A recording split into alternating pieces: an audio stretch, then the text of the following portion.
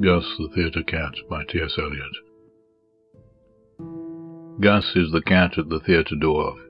His name, as I ought to have told you before, is really Asparagus.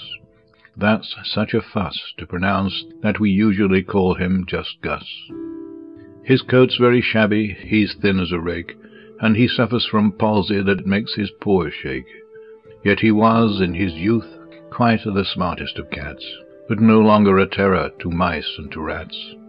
For he isn't the cat that he was in his prime, though his name was quite famous, he says, in its time. And whenever he joins his friends at their club, which takes place at the back of the neighbouring pub, he loves to regale them, if someone else pays, with anecdotes drawn from his palmiest days.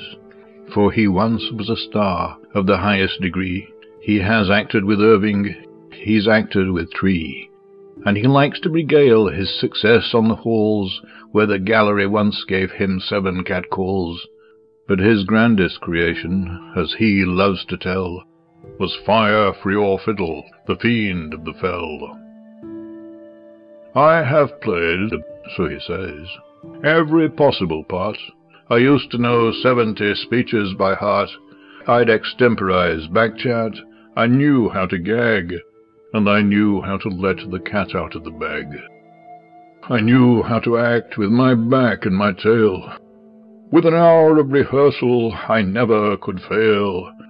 I'd a voice that would soften the hardest of hearts, whether I took the lead or in character parts.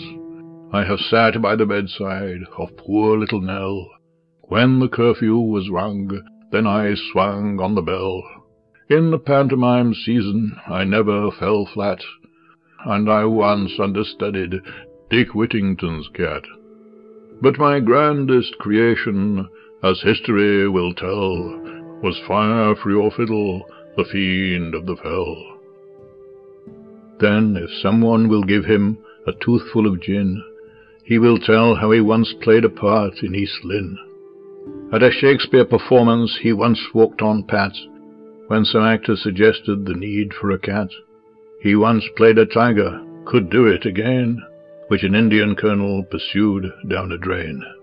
And he thinks that he still can, much better than most, produce blood-curdling noises to bring on the ghost. And he once crossed the stage on a telegraph wire to rescue a child when a house was on fire.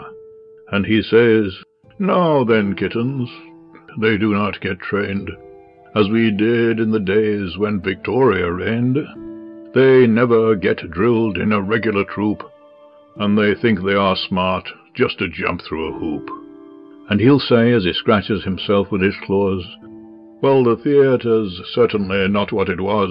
These modern productions are all very well, but there's nothing to equal, from what I hear tell, that moment of mystery when I made history as Fire for your Fiddle, the Fiend of the Fell."